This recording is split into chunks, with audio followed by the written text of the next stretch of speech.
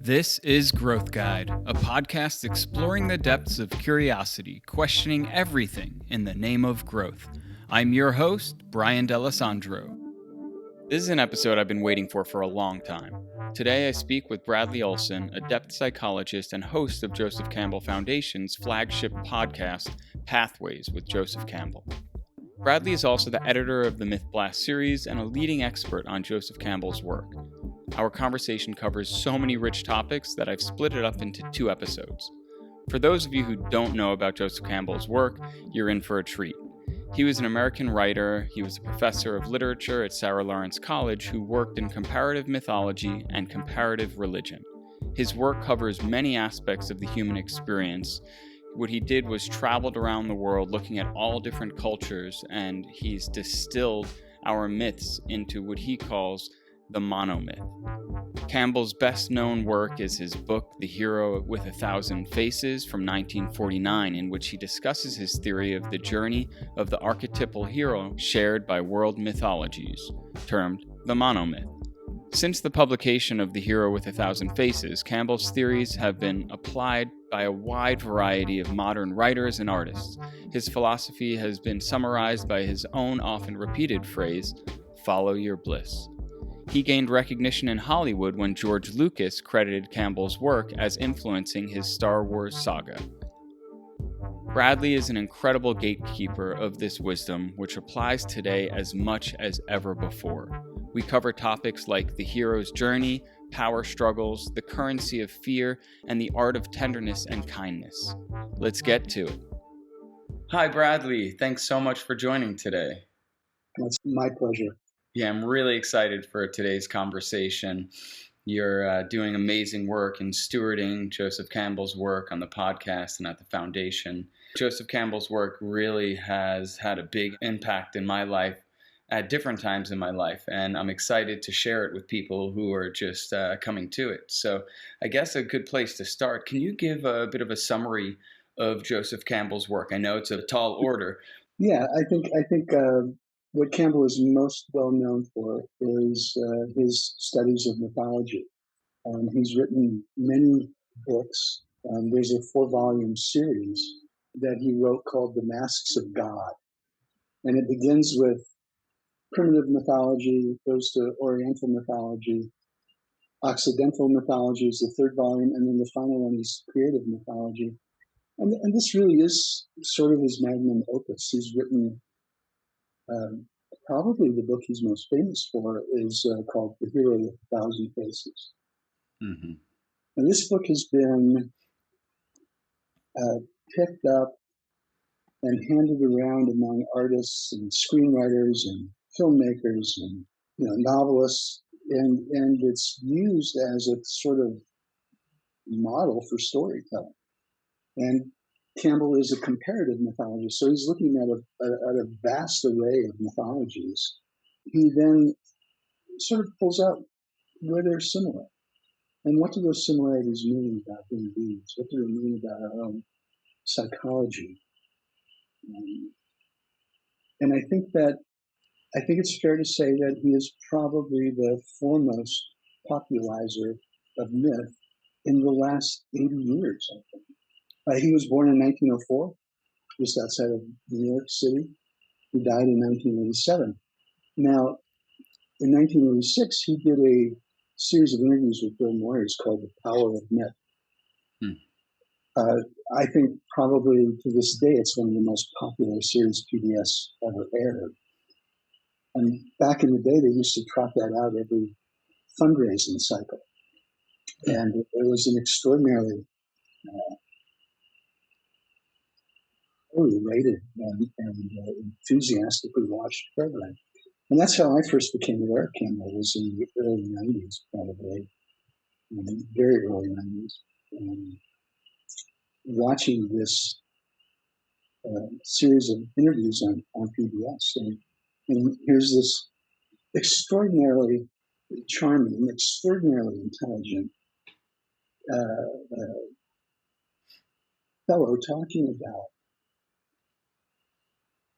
mythology from a contemporary perspective. And it was just sort of world-changing for me to watch that. I had just left the University of Oklahoma, a PhD program in psychology, where I was working in private practice in Scottsdale when I saw that. It was powerful enough so that later on, in the late 90s, I went out to Santa Barbara and did a doctorate in mythology at the Pacific Graduate Institute. And that's where I first met folks from the Campbell Foundation, Bob Walter and Steve Garinger and some of those people. Bogart says in Casablanca, it's been a beautiful friendship for all this time. You know, there is something about his work that you say friendship, that there really is this relationship that seems to be engaged when you listen to Joseph Campbell speaking. His voice carries so much, sure, wisdom and experience, but man, he is able to synthesize these complex ideas and just deliver them straight to the heart. And that's what I find so powerful about his work. You see yourself in these stories, and it impacts the way that you view your life experience. Yeah, I think that's exactly right. And I think that's exactly why his popularity always seems to be increasing. I don't see a decline in interest in Campbell's work. He studied cultures all around the world. And I think it's important to just give context. When he was doing this, we weren't living in the same globalized society that we are now.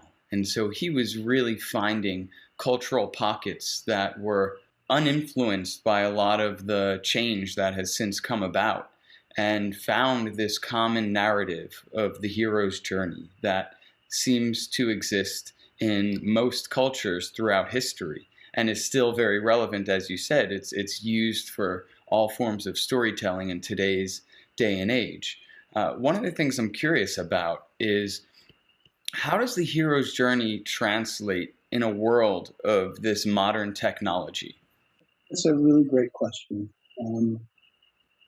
Technology is making it easier, to stay at home and still have knowledge of a lot of things. And I think that technology, here's the interesting thing about myth. I think myth is inherently conservative. Its intention is to be passed on from generation to generation, sort of in perpetuity. And to do that, it has to insist on not changing it. And it becomes sort of neophobic. Mm. Human beings, on the other hand, are neophilic. Right? We love new things. And so there's this inherent tension between novelty and tradition. And I think that technology is another example of this. Technology is all about the latest and the newest and the most novel. And yet at the same time, it can help us take this heroic adventure, which is primarily in the inner world at this point in history. Heroism is really problematic and complicated in the external world. One culture's hero is another culture's terrorist. And so, largely right now, the hero journey is an inner journey. Now, technology can facilitate that. You have programs like yours that are promoting this kind of self-reflective, curious orientation to the world. You have apps that can help you meditate. I have clients who keep their dream journals on the phone. Mm-hmm. So it can be an extraordinary support for this kind of work, because the real heroic work is really as objectively as we're capable of. And of course, we're never capable of complete objectivity. We're completely subjective creatures. And I think that, to put it in terms of Plato's language, There is no such place as outside the cave. Mhm. Everything is subjective in interpretation.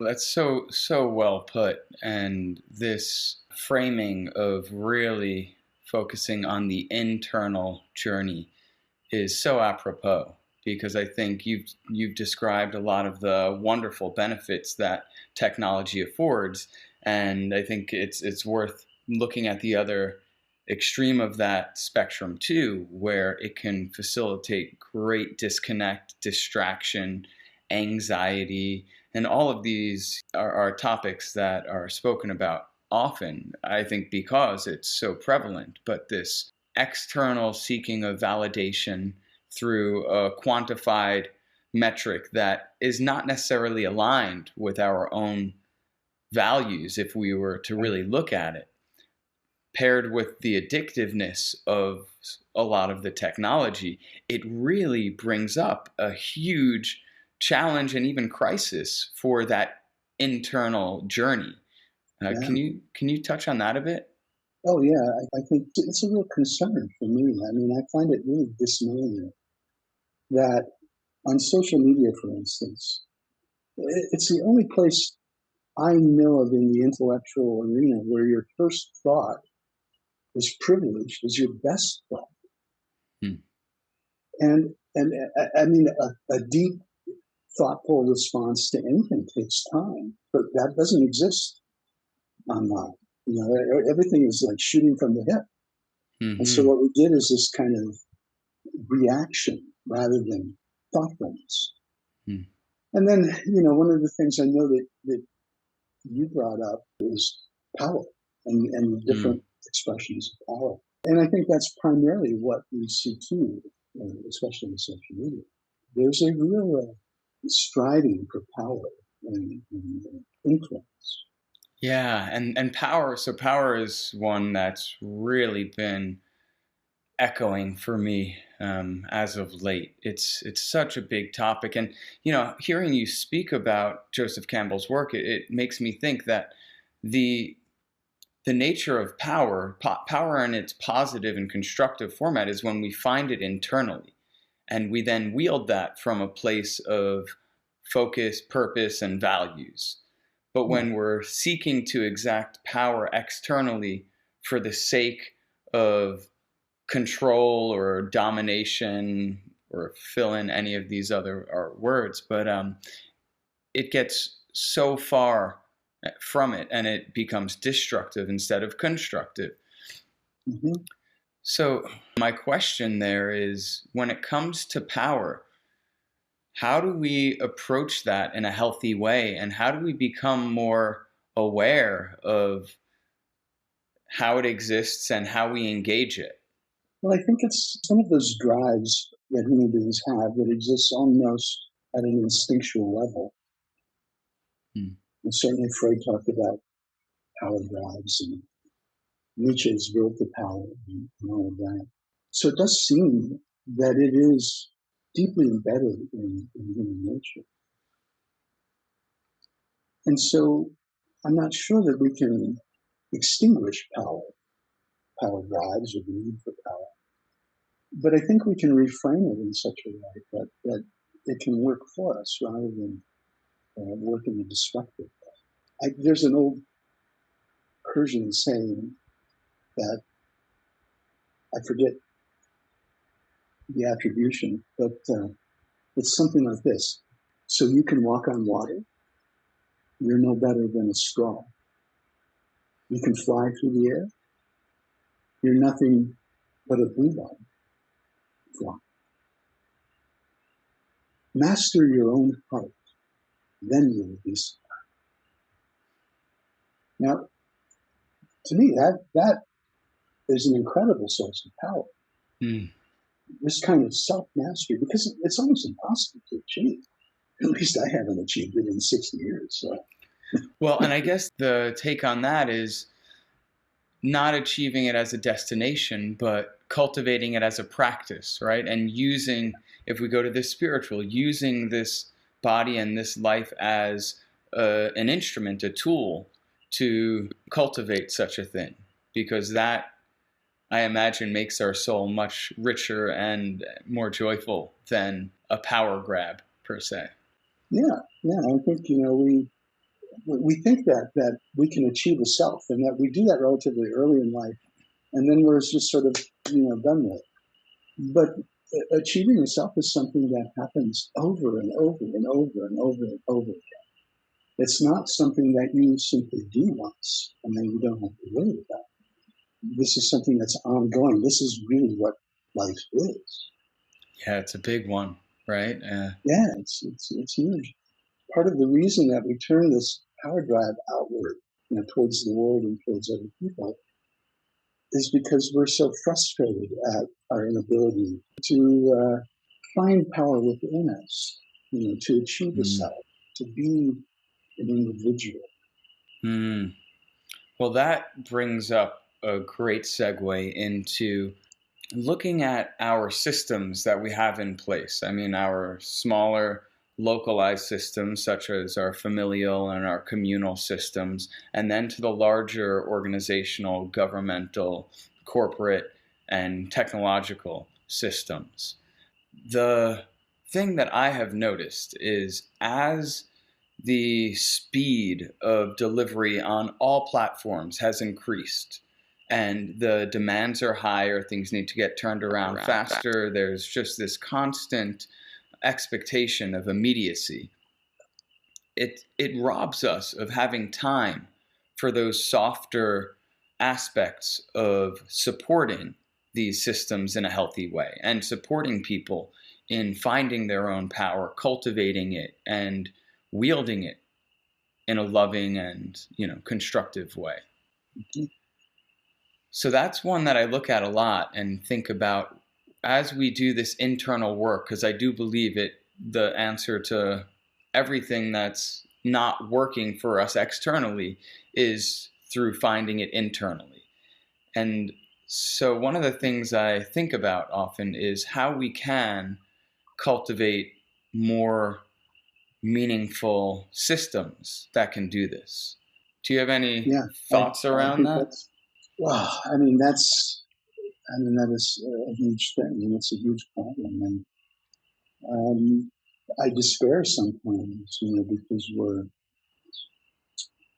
all at such odds with one another in contemporary life. We can't agree on the simplest stuff. I mean, we can't agree whether the world is round or flat.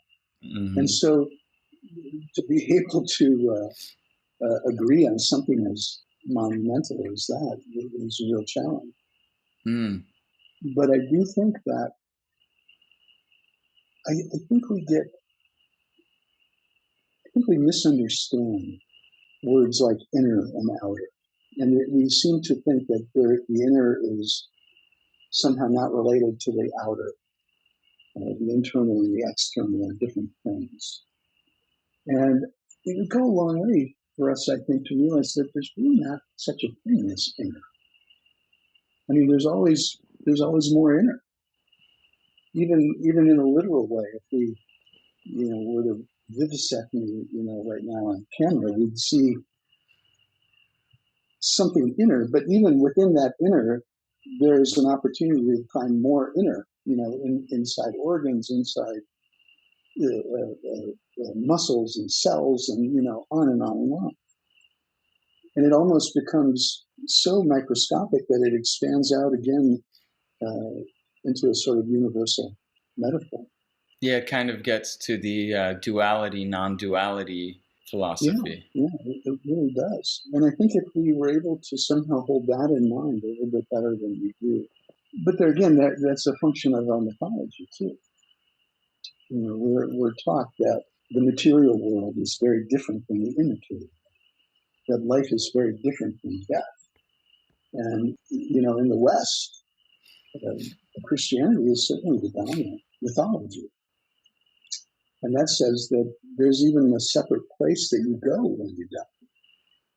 So that the here and now becomes less important than this fantasy of some post-death paradise. Yeah, I look at that as the destination mentality. Anytime we're saying, if I have that, once I get there, then I'll be enough, then I'll arrive. And it's incongruous with, I believe, that divine design. All we have is right now in this moment, and nothing has a beginning and an end like we see it. If we zoom out a little further, we see that it's the beginning and end like the waves of the ocean, or the beginning and the end like our breath. It's always spiraling and continuing, and it takes on different forms. It transforms all the time, as we see that in this physical experience, as I believe we experience when we leave our body and continue on in another form.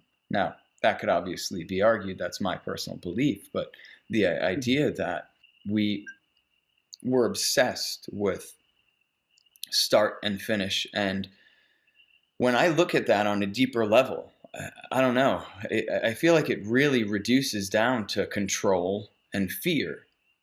Yeah. And those are two of the currencies that I see being exchanged more than any. I mean, as you said, right, we can't agree on anything. I'll even add on to that. We also can't disagree lovingly. And that's almost more important, because we're living in this globalized society, and we're all unique creatures with different thoughts and feelings. And it seems like we have this crisis of nobody feels heard. And the response to that is to speak louder and to speak faster, and it's not working. No, it's not working at all. Yeah. There's something there that you touched on that is really interesting to me. I think expectations have shifted a lot in the last 20 years, where we tend to feel entitled to be heard, that should be the de facto setting. And so when that doesn't happen, then there's a sense of outrage and a sense of, well, I think outrage. Whereas perhaps if we weren't heard in the past, we might have a sense of hurt or a kind of woundedness. But that outrage wasn't there. And I think that outrage seems to have become our national pastime, that this expression of outrage is a way to say that, I'm not a faceless, nameless cog in the machine. And yet I'm not convinced that being heard, being known, makes us any happier necessarily. Does it perhaps come back to what you said earlier, where it's knowing oneself? It's more the internal of knowing, and a state of peace and being where there's contentment. Yes, and when you occupy that space, you also necessarily have the awareness of the interconnectedness of everything, and the interconnectedness between all of us humans. And so I think that need to be special is diminished a little bit by that experience. And it tends to lead more towards cooperation, and a word that you mentioned in previous communications, tenderness. I think that tenderness is the result of being able to look at the world and see that it is not ideally designed for human beings, and just every respect. And to be able to accept that, and to be able to accept the disappointment and even the pain that goes along with it, I think that moves us into an attitude of tenderness, and that we're kindly disposed then to the world in these ill-suited conditions, and especially kindly disposed to other human beings who are suffering with that, because we all do. Mm-hmm. And we have a culture that largely belittles and looks at aspects like tenderness as a weakness, and as a softer thing that we don't have time for, or it's just you're not being strong. Right. And I think it's backwards. I think you're absolutely right. I think we see strength, at least conventionally, as being kind of hard and unaffected. And I think, in fact, it is quite the opposite. I think real strength and real power is found in the willingness to be vulnerable, to be open, to be receptive, to not always be, extending phallically into the world, right? I really think that's where real power and strength lie.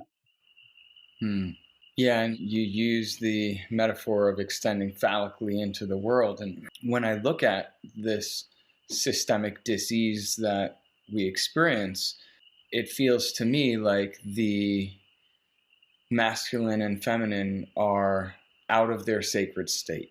And when we look at the relationship between the two, the sacred masculine is here in service of the sacred feminine.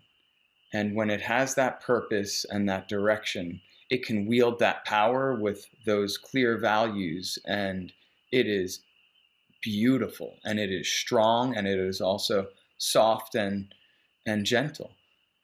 Yet when it gets out in front of itself, it loses its way. And that's where, like, you give this visual of extending phallically into the world. It's very aggressive and penetrating without a clear sense of purpose and service. Yeah. Say some more about the idea of being in service. I'm curious about that. Yeah, for me, the idea of service is that we're using our gifts, we're using the things that make us special in order to make our community stronger and better. It's the idea of the African word of Ubuntu. Mm-hmm. You are, and therefore I am.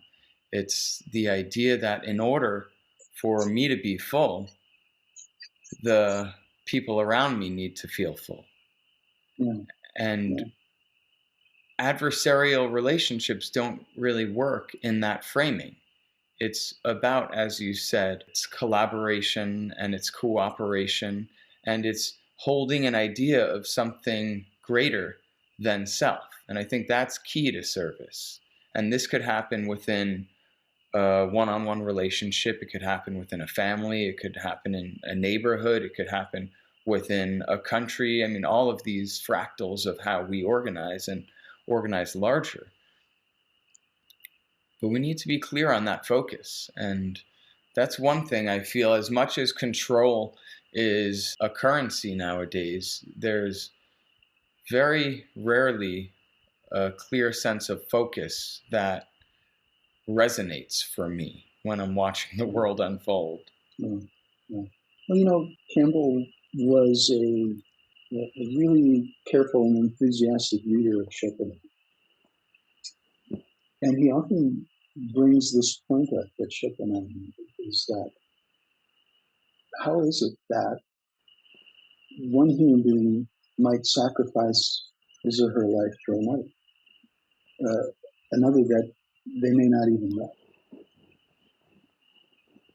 And, to distill Schopenhauer's conclusion to something manageable, he essentially says it's because we have this kind of transcendent awareness of the self and the other are not separate.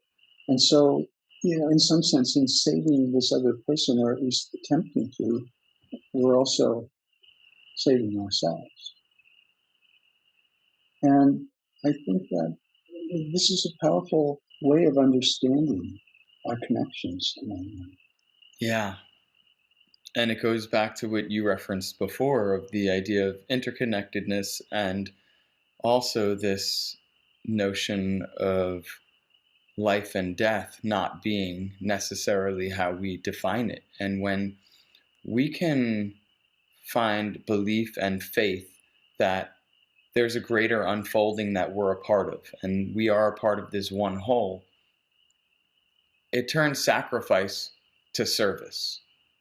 Instead of, oh, I'm giving up this so that you have that. No, I'm doing this for the greater good. And I think in those acts, we transcend the self. We embody the oneness of that whole. Yeah. I think that's true. And I mean, the word sacrifice contains the root of sacred. And so that is the sacred bit. It's not meant to be something onerous. It's not meant to be something distasteful. Maybe we often talk about sacrifices. Oh, geez, we should sacrifice all this and nothing is coming of it, and so on and so forth. It's not. Sacrifice isn't something that we lose. It's something that we're offering. And if we don't offer what's most important to us, what's most precious to us, that's not much of a sacrifice. And so sometimes that means our life. Sometimes that means our freedom. Sometimes that means the last bite of our baked good. Exactly. Jefferson wrote about that in the Declaration of Independence, where he said that we owe it to each other to sacrifice our lives and our liberty and our property. We owe that to each other. When I look back at the forefathers of this nation and the documents they wrote to organize and really give freedom to people, it's so interesting to put that context into our modern times and to grapple with it, because it's a very different situation. Yet I still believe we still hunger for those very same freedoms. Yet there's a lot more complexity in our world and a lot more distraction, and there's a lot more, well, I don't know if there's a lot more measures of control that are being used in various groups, but they have certainly permeated and created an immediacy in how they operate that is very far from what things would have looked like back then. Yeah, I think in some ways there's a lot less control. I mean, because you have to remember freedom in the middle and late 18th century was really for white males who owned property. So it was a relatively simplistic concept of freedom, or limited anyway concept. And in some ways, again, it's human nature, I think, to be nostalgic. We look back at, in our mythology does this too, it points us back to some golden age. Whether it's an age of heroes or an age of kind of Eurovoric paradise, it's nostalgia itself is a really interesting word. Algia obviously is pain, right? And nostos is a Greek word that means returning home. You put that together, you get the word nostalgia, and it's the pain of returning home. And the idea that I suspect is that in this effort to return home, we discovered that no such place exists. And there's the pain of that experience. Wow, I just got full body goosebumps from that one. That's big. How does that play into the hero's journey of returning home?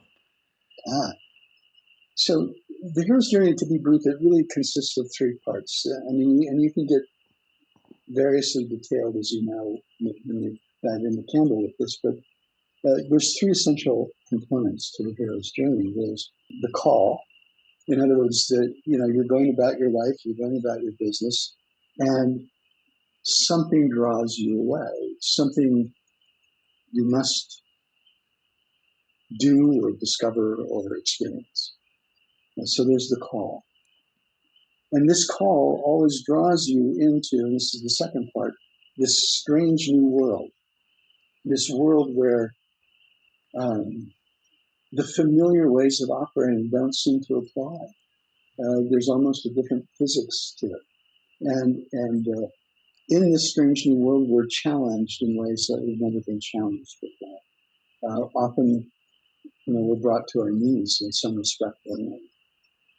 We face these monsters. And as the poet Rilke says, those are always inside of us. And these challenges, that are often existential as well. And so through experience, we get a little better at navigating this strange new world, and we sort of work our way through that, and we achieve some kind of, Campbell uses the word boon. Not many people use that word anymore. But we achieve some sort of boon, some kind of treasure. And staying with the metaphor of this being an internal process, the treasure is a kind of deeper awareness, a kind of transcendent realization of what we really are, a kind of enlightenment, which isn't really a state of being, I should add parenthetically. It's enlightenment isn't something that, again, you achieve and then you don't have to worry about it anymore. And so then the third part, as you said, is the return home. But what happens when the hero now makes this return, he has the awareness that home and that strange new world are the same place. And this boon then is shared with the community. And I think Campbell was really insistent on this piece. It was really important to him that we understand that this isn't just an individual thing, that this is something that we share with the community. We share it with our family, we share it with our colleagues, we share it. I mean, you can't help but be different in the world once you've had this experience. Yeah, that's the beauty of it. There's this idea that we are each on our own hero's journey. But if we were to visualize that every single person is on their own, you start seeing how they weave together and how they're inextricably connected. Yeah. I'm sure you've heard plenty of the term of manifesting, and it's become this big thing for people to try to manifest something. I remember when it dawned on me that there's no individual manifestation, it's all co-manifestation. And when we look at that, we return to that interconnectedness. And I think that's so powerful in a time where we feel this level of disconnect and separation. Yeah, I really think it's essential these days. And I you point to something I think that's kind of a pet peeve of mine. This kind of individual power trip that goes on in spiritual training, I guess, for lack of a better word. That I manifest this stuff, or I now am the enlightened one. It's a kind of spiritual materialism. Yeah, that's exactly what I had in my head. What's his name who popularized that? Yeah, I forget who that was. But it's a real. Chogyam Trungpa. There you go. Yeah. It's a real ego-centered, way of living. And of course, the ego doesn't care a whit about, family or friends or community or any of that stuff. The ego just wants what it wants. It wants to be able to predict what's going to happen. It wants to remain comfortable, and it doesn't want to be challenged anymore. It wants to know everything. That predictability. That's interesting, and that's, I guess, what makes it so that ego could run on any fuel. It does not matter. It can be. That's a great way of putting it. I like that a lot. It really does. It takes everything and turns it into grist for the ego. Which is what makes it so slippery. And as we go on our journeys, even if we're pursuing some form of an enlightened state or an awakened state, it's still there waiting for that opportunity to pounce. always there. And but it, if we develop a proper relationship to ego, it works as ballast, and it can help us stay grounded, because we're never too far away from just tipping over into hubris and narcissism and all that stuff, especially in material or spiritual concerns.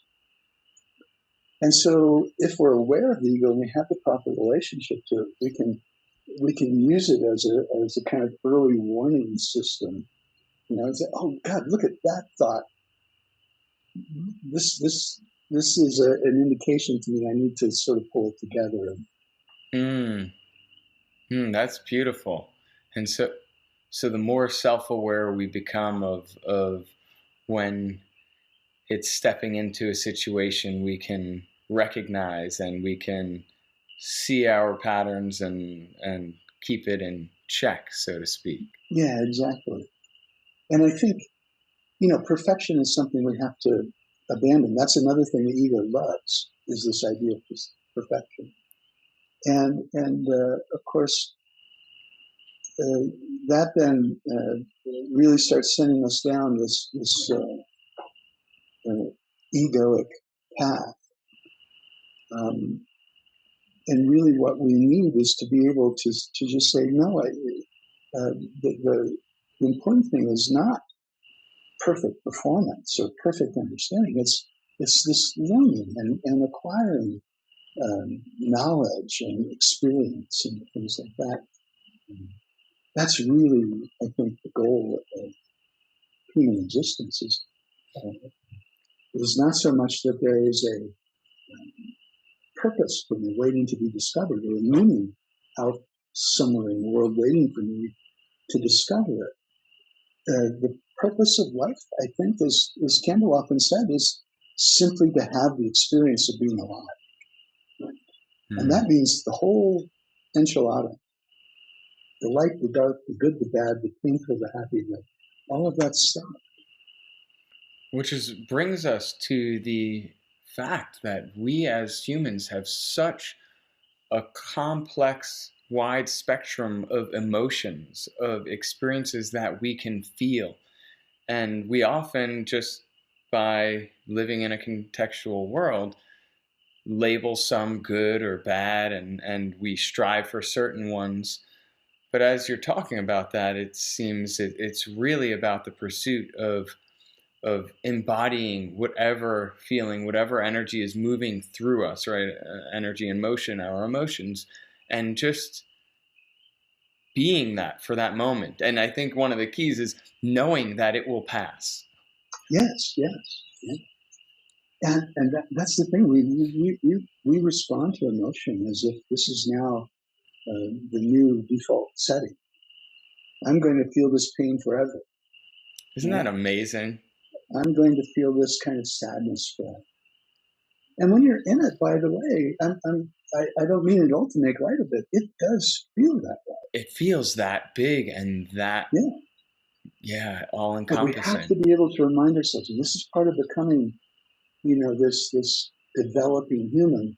We remind ourselves that as much as it might feel like that, as much as I want to say, yes, I endorse that idea that this is how I'm always going to be now, it's not true.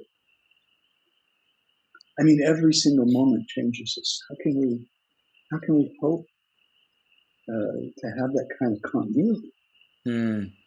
This brings up for me the importance of looking at the fact that we are hardwired to co-regulate, and the importance of having healthy relationships where we're able to feel these feelings and express them and allow them to play out in a healthy environment.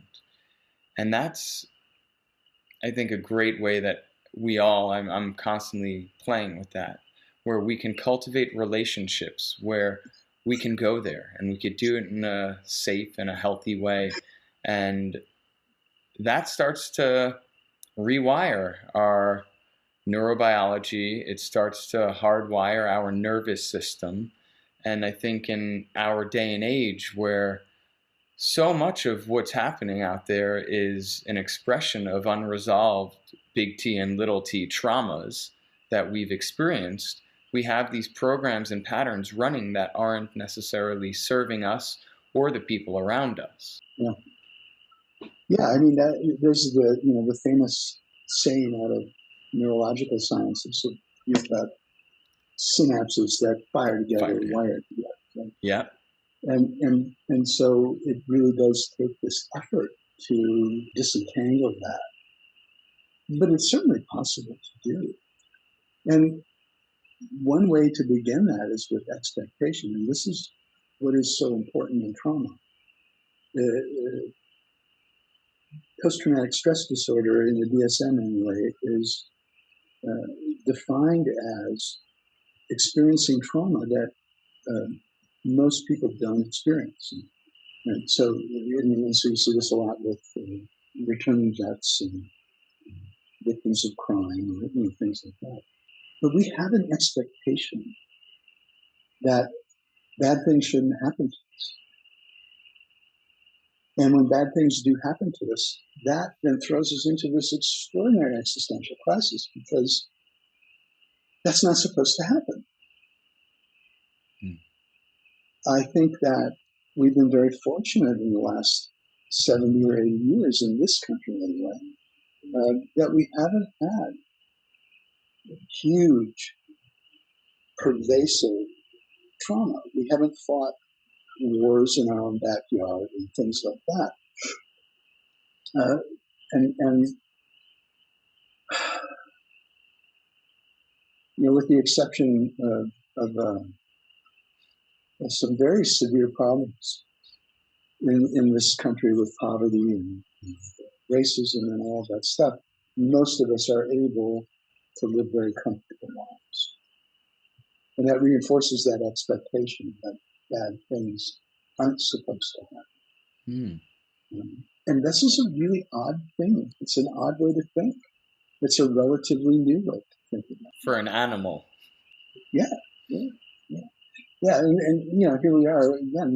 We're the animal that is aware of its own mortality, which is a big problem for us. Mm-hmm. And other animals seem not to be aware of that, at least as far as we can tell. So we don't know what to do with that, and that is, in fact, I think, what gives rise to the religious impulse. It's what gives rise to mythology. It's this idea that, I'm a finite being. I don't like that idea at all. So how do I mitigate that? Religious ideas that we fail to understand as metaphor and instead accept them literally. And then we don't have to think about it. So that's all taken care of. Is that rooted in fear ultimately? Yeah, I think so. I think fear is, I don't know, is it too strong a statement to say that the root of most of our problems as humans stems from fear? That is a great question, Bradley. So much so that we're going to break here and come back for part 2 of The Hero with 1,000 Faces. See you soon. Thanks for joining us this week on Growth Guide. A big thanks to our sponsors. This episode is sponsored by the Permaculture Education Institute. You may have listened to the episode I did with founder Morag Gamble. She's incredibly knowledgeable in permaculture practices and communes with nature on the deepest of levels. The conversation we had revealed how returning to a healthy relationship with nature brings us internal peace and harmony. Whether in schools, prisons, on farms, or in our backyards, the result's always the same. Morag devotes her life to restoring our soil and enriching community. Whether you're looking to level up an established career or into community farming, or being called to this field for your next chapter, the wealth of knowledge and wisdom Morag offers is paramount. This is where the Permaculture Educators program comes in. It's a global online learning community led by Morag Gamble. The program includes dual certificates of permaculture design and permaculture teaching. If you're called to be a part of the positive change growing around the world through living simpler, speaking up, and teaching permaculture, this course is for you. For anyone looking to make permaculture their way of life and their livelihood too. For more information, visit growthguide.love/perma. This episode is sponsored by Morning Man. Live manly, own the morning. I learned about this from UFC champ Frank Shamrock. He was always having trouble getting started in the morning without like 7 or 8 cups of coffee. No exaggeration, I've seen this in person. So he created this product that's packed full of 45 superfoods and it has 95 milligrams of clean caffeine, so you get that charge from the greens and also get a hit from the caffeine without feeling all jacked up. I'm definitely caffeine sensitive and I like this product because it doesn't make me feel like I'm bouncing off the walls, but I feel sharp and energized to get shit done. Visit growthguide.love/morningman to learn more and use promo code GROWTH for 15% off. I'd also like to thank our sponsor, Atmananda Yoga. You guys have got to check out their yoga alignment mat. I've been using this for a long time. As you know by now, I've studied and trained with them as a yoga teacher, and the mat is incredible to deepen your practice and to ensure a lifelong injury-free practice. Visit growthguide.love/alignment for more info or to buy. Be sure to use code GROWTH at checkout for 15% off. Make sure to visit our website, growthguide.love, where you can find freebies, exclusive content, and subscribe to the show so you'll never miss an episode. If you found value in listening, I'd really appreciate a rating on iTunes. I can't tell you just how important this is. Or spread the love. Tell your friends, your fam, heck, tell your spirit animals. And follow me on Instagram at growthguide.love. Be sure to tune in next week for our newest episode.